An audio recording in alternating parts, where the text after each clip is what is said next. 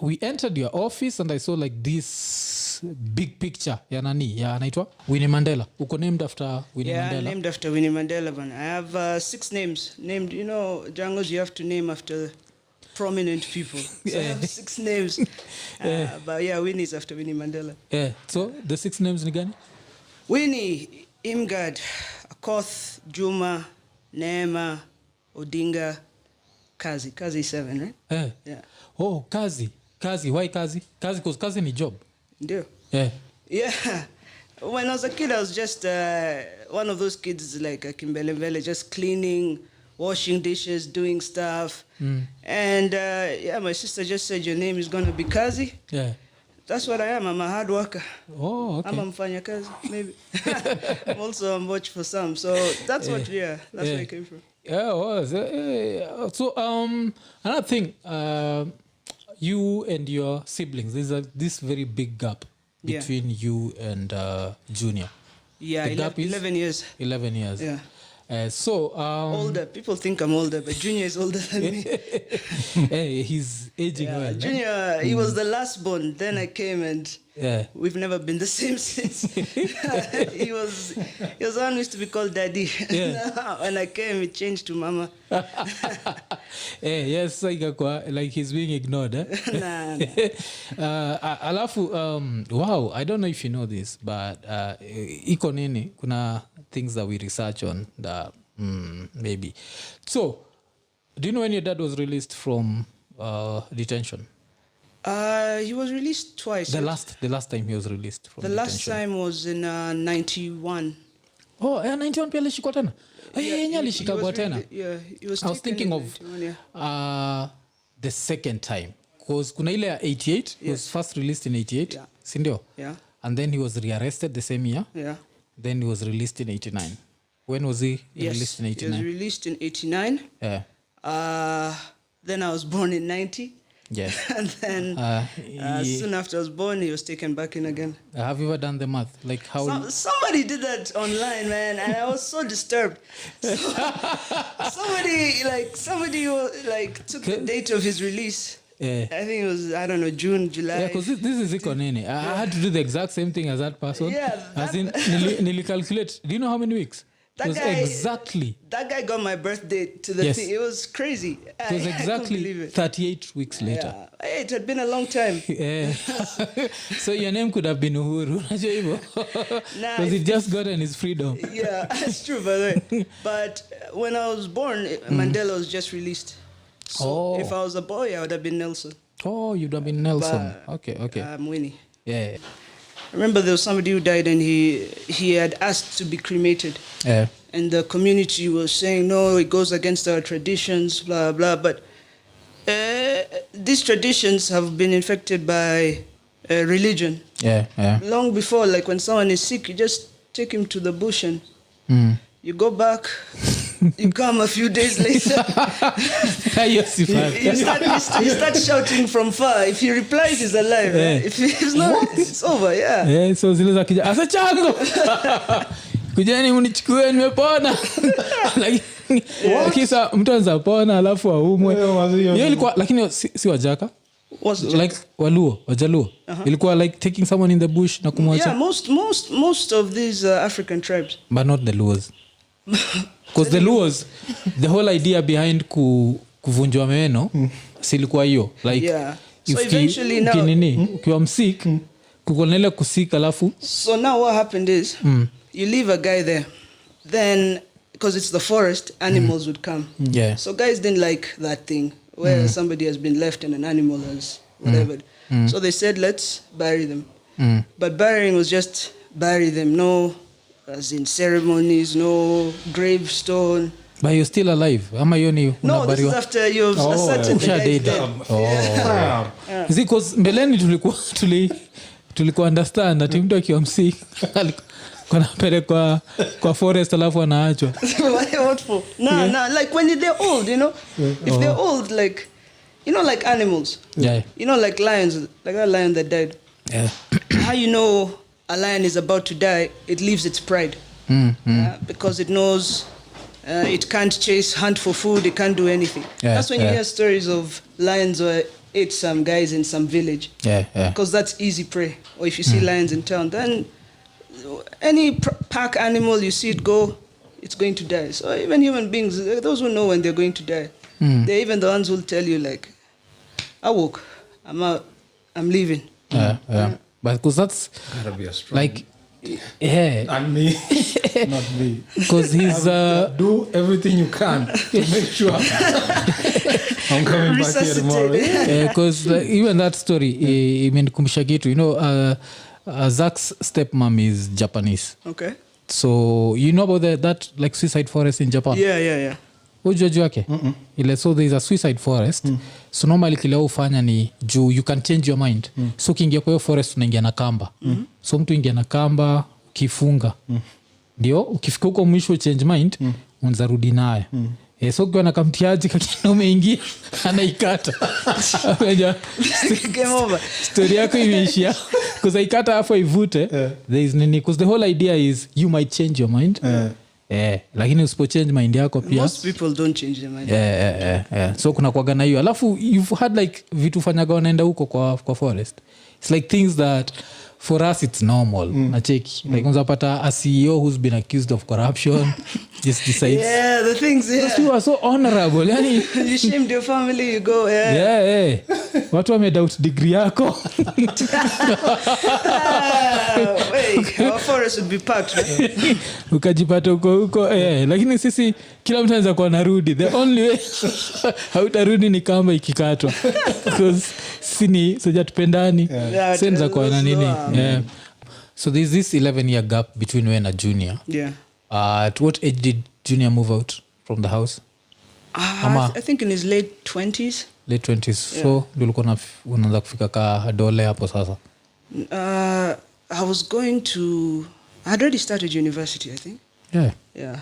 Okay, that can't be late 20s. Yeah, because if he was, let's say, 29, I was 18, maybe going. Okay. Actually, junior stayed for a bit, maybe it's early 30s. I don't remember.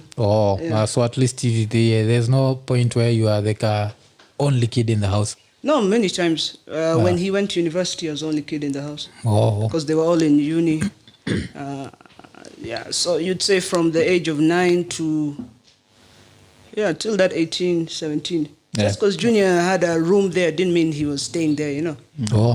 Alienda uni gani? He went to Wales, at the university in Wales. Wales University. Ulishia? Ulishia gani? Mimi? I was in Philadelphia.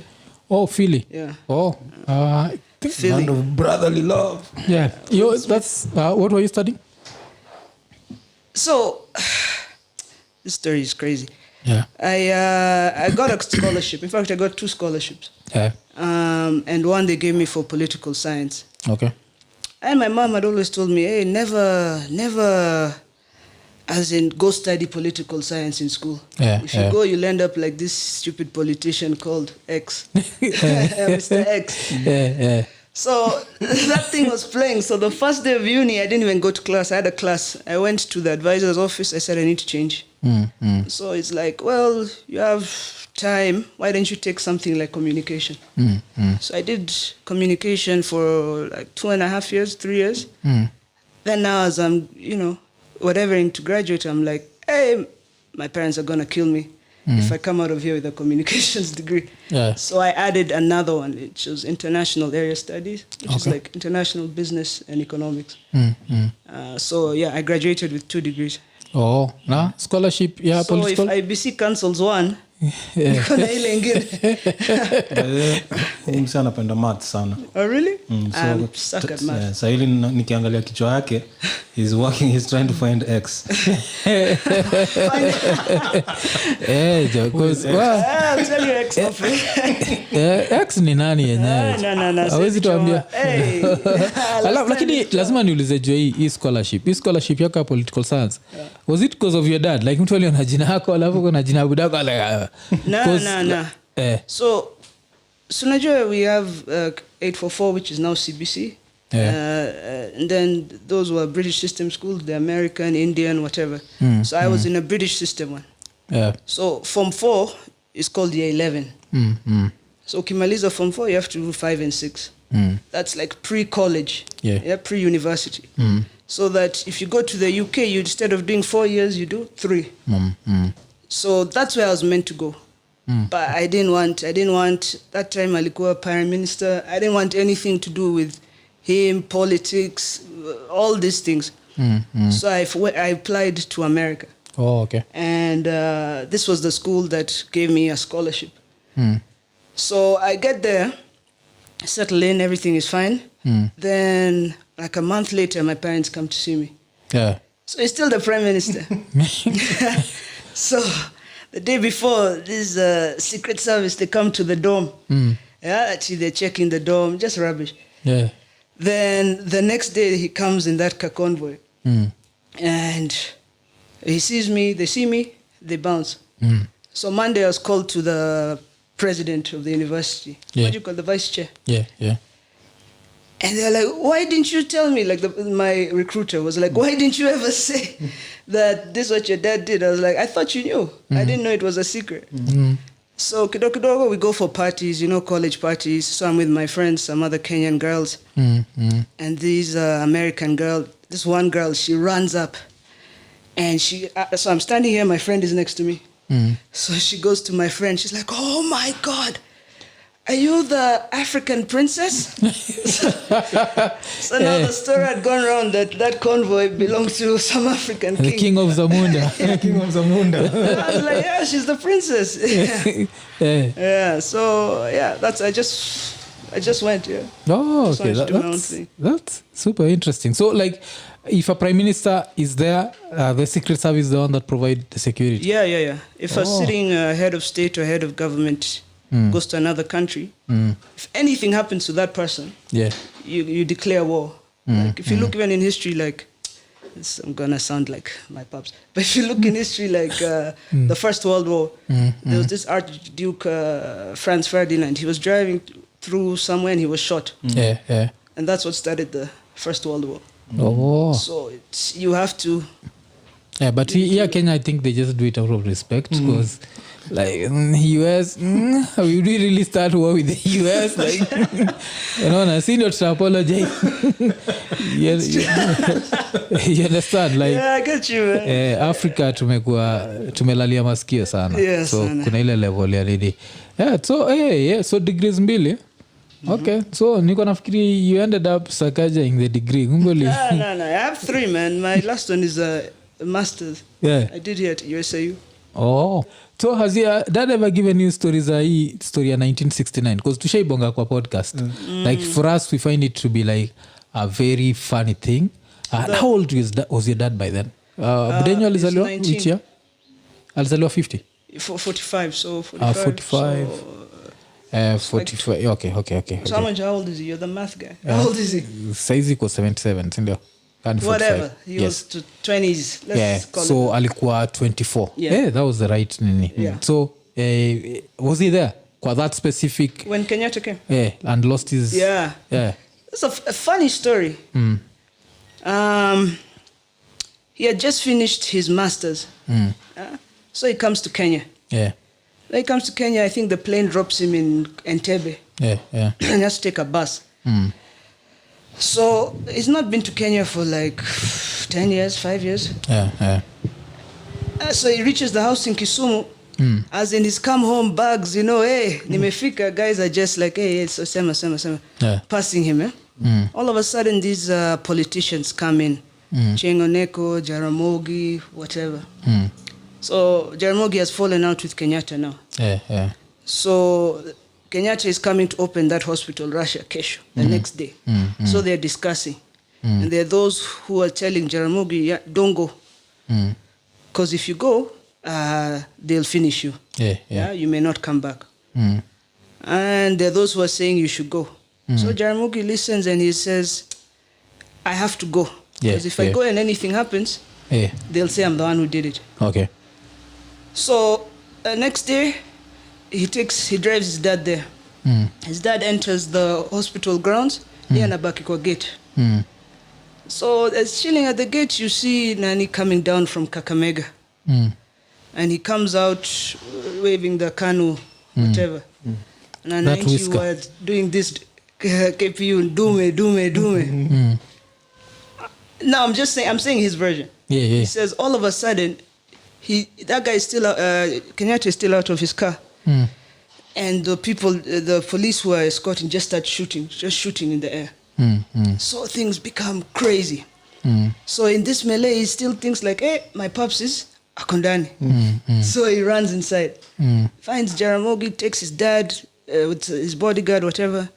They find some room in the back, no windows, and they put him down. And they sit on top of him. So you're still hearing pa pa pa pa pa. Then all of a sudden it's quiet. A few minutes later, you hear the national anthem. Yeah, so you're like, what's Event naendelea kumbe. You come out, he's on stage. Yeah. It's not like here where 50 guys have to talk before Jacom speaks. Yeah. He came, he started talking. Oh, that's why because he was still angry. Yeah, he was mad. So that's the famous speech where they're abusing each other back and forth. Where he's talking about the people like where ningekufunga. And Jaramogi is sitting in the crowd screaming, wako na njaa. Yani watu wako na njaa.